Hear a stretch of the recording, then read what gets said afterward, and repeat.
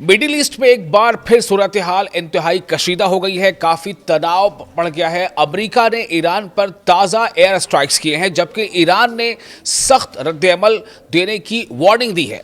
आपको बताते हैं कि दरअसल पूरा मामला कैसे ये यहाँ तक पहुँच गया। एक तरफ तो ईरान पर पूरी दुनिया की नज़र इसलिए थी, पिछले 2-3 दिनों से हम देख रहे थे किस तरह रहबर आला सैयद आयतुल्लाह खामनी मरहूम का जो उनकी जनाजे का प्रोसेशन निकला हुआ था। तकरीबन ये दावा किया जा रहा था कि एक से ज़्यादा यानी कि कई लाखों में लोग वहाँ पहुँचे हैं। लेकिन इसी बीच डोनाल्ड ट्रंप का एक स्टेटमेंट आता है 2 दिन पहले कि either we will fix the deal और we will finish Iran something, इस तरह के एक स्टेटमेंट उनका आता है। इस पर काफ़ी सुर्खियां आई कि आखिर डोनाल्ड ट्रंप ऐसा क्यों कह रहे हैं। अब जो खबर सामने वो यही है कि एयर स्ट्राइक्स हुई है और जो दावा किया जा रहा है अमेरिकी कुछ मीडिया के हवाले से कि ये एयर स्ट्राइक्स पहले के मुकाबले कई गुना तीखा ये हमला है। अब सवाल ये पैदा होता है कि ईरान ने जो वार्निंग दी है वो हालात क्या आगे बनेंगे। फिलहाल बता दें कि अमेरिकी फौज ने ऐलान किया है कि इसने ईरान में कई फौजी मकामात को निशाना बनाने, मिलिट्री इस्टेब्लिशमेंट को टारगेट किया है। अमेरिकी सेंट्रल कमांड, जिसे सेंटकॉम भी कहा जाता है, यानी सेंट्रल कमांड, उसके मुताबिक ये कार्रवाई इसलिए की गई है क्योंकि अमेरिका का इल्ज़ाम है कि ईरान ने स्ट्रेट ऑफ हॉर्मुज से गुजरने वाले 3 तिजारती जहाज़ों को निशाना बनाया और इसी को वजह बताते हुए अमेरिका की तरफ से ये ऐलान किया गया है कि हमने फिर से एयर स्ट्राइक किया है। और अमेरिका का कहना है कि बैनुल-अक़वामी समुद्री रास्तों पर हमला न सिर्फ आलमी क़वानीन की खिलाफ वर्जी है, बल्कि इससे बेगुनाह शहरियों और आलमी तिजारत को भी ख़तरा लाक होता है। इससे पहले भी जब जब स्ट्रेट ऑफ हॉर्मुज़ में इस तरह के हालात बने हैं तब यही कहा गया कि ईरान ने अटैक किया है, जबकि इससे पहले जो हमले हुए ईरान ने उससे इनकार किया। लेकिन अटैक की बात कही गई और फिर अमेरिका की तरफ से जवाबी हमला किया गया, उस पर भी ईरान ने भी जवाबी हमला किया है। तो इस वजह से अमेरिकी फ़ौज ने इन हमलों को जवाबी कार्रवाई करार दिया है। यानी अमेरिका का ये कहना है कि हमने जो कुछ किया है वो जवाब में किया है। ये अमेरिका फ़िलहाल ये कह रहा है। अब सवाल यह है कि स्ट्रेट ऑफ हॉर्मुज़ इतनी अहम आखिर क्यों है, क्योंकि एक तरफ जहाँ लगातार ये स्ट्रेट ऑफ हॉर्मुज़ को लेकर की तमाम विवाद खड़ा हुआ था, तनाज़ा खड़ा हुआ था, उस पर ईरान का ये कहना था कि स्ट्रेट ऑफ हॉर्मुज़ से गुजरने वाली जो भी जहाज़ होगी उन तमाम जहाज़ों से हम एक फ़ीस लगाएंगे। तो क्या ये वजह है? और जब भी स्ट्रेट ऑफ हॉर्मुज़ पे इस तरह का कोई भी तनाव वहाँ पैदा होता है तो सीधा सीधा इसका जो असर पड़ता है उस स्ट्रेट ऑफ हॉर्मुज़ से होकर गुजरने वाले जितने भी ऑयल टैंकर्स हैं उस पर पड़ता है। और जब ये जो सप्लाई चेन है ये मुतासिर होती है, इस पर प्रभाव पड़ता है, जिसका नतीजा ये होता है कि जो ऑयल मार्केट है उसमें अचानक तेल की कीमतें जो है वो बढ़ जाती हैं। तो स्ट्रेट ऑफ हॉर्मुज़ दुनिया के अहम तरीन समुद्री रास्तों में से शुमार होती है। खाड़ी देश जो खलीजी ममालिक है उनसे दुनिया भर में भेजे जाने वाले तेल का एक बड़ा हिस्सा इसी रास्ते से गुजरता है। अगर यहाँ कशीदगी बढ़ती है या जहाज़ों की आमदोरफ्त मुतासिर होती है तो आलमी मंडी में सीधा इसका असर पड़ता है, तेल की कीमतें बढ़ सकती हैं, जिसका असर दुनिया के तकरीबन हर मुल्क में पड़ सकता है।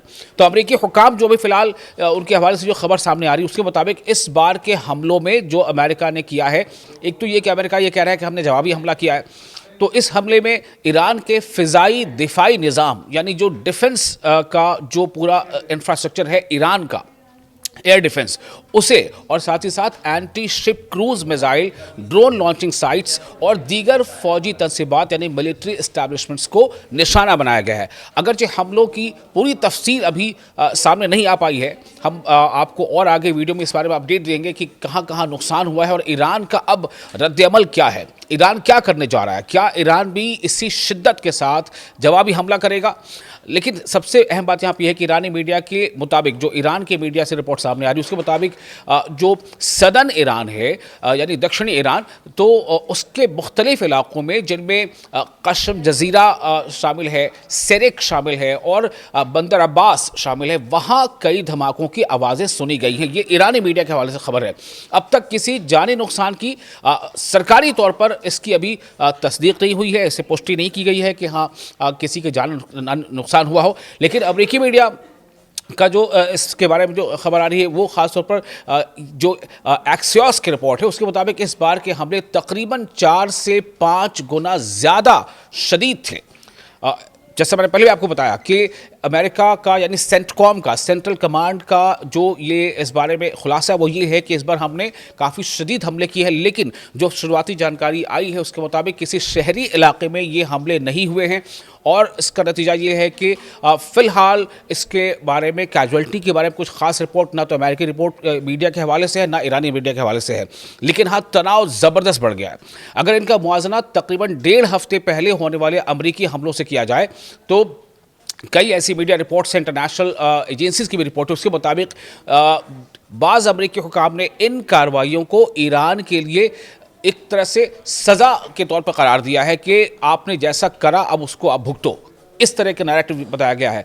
चूँकि अमेरिका का ये कहना है, कॉम से जो मैसेज आया वो यही है, जो जानकारी दी गई है कि हमने जवाबी हमले में ऐसा किया है। चूँकि ये कहा गया कि जो ऑयल टैंकर्स पर हमला किया गया था और उस ऑयल टैंकर पर हमले के जवाब में ये हमने हमला किया है, और इशारा ये दिया है कि अगर सूरत हाल न बदली, स्थितियाँ न बदली तो मज़ीद कार्रवाइयाँ हो सकती हैं।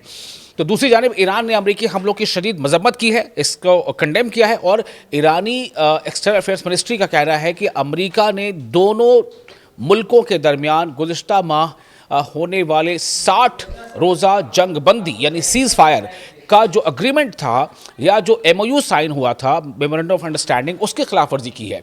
ईरान ने खबरदार किया है कि वो अपने जो नेशनल इंटरेस्ट है और सलामती के जो दिफा के लिए फैसला कुन यानी डिसाइसिव स्टेप्स उठाएगा। ताहम अभी तक इसने अपनी मुमकिन रद्दअमल की तफसीलात नहीं बताई हैं कि किस तरह से वो इसका काउंटर अटैक करने जा रहा है। एक अहम बात यहाँ समझना ज़रूरी है कि अगर ईरान वाकई जवाबी कार्रवाई करता है तो सिर्फ अमेरिका और ईरान ही नहीं बल्कि पूरा रीजन, पूरा खित्ता एक नए फौजी बहरान का शिकार हो सकता है। एक नया संकट वहाँ पर फिर से देखने को मिल सकता है, और इससे जो गल्फ़ कंट्रीज़ है यानी पूरा गल्फ़ रीजन में भी मौजूद अमेरिकी अड्डे, तिजारती जहाज़ या तेल की जो सप्लाई चेन है और जो वर्ल्ड इकोनॉमी है इससे जुड़ी, वो तमाम के तमाम इस पर उसका प्रभाव पड़ेगा, वो तमाम मुतासिर हो सकती हैं। और सीधा इसका असर ये हो सकता है कि कई देशों में फिर से हमें ये देखने को मिल सकता है कि वहाँ महंगाई का ग्राफ बढ़ रहा है।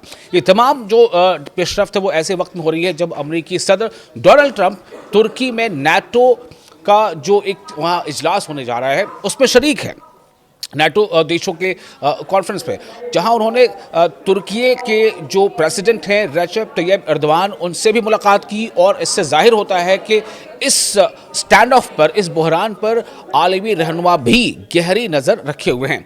फिलहाल सूरत हाल तेज़ी से बदल रही है। अमेरिका अपने हमलों को दिफाई और जवाबी कार्रवाई यानी कि वो डिफेंस का अटैक बता रहा है, और जबकि ईरान इन्हें अपनी खुद मुख्तारी, अपनी सॉवरेनिटी के लिए, अपनी संप्रभुता के लिए उसका जो है वायलेशन करार दे रहा है। और इससे कह रहा है, ईरान का कहना है कि वो सख्त रद्द-ए-अमल यानी कि इसका जो है वो तीखा जवाब देगा।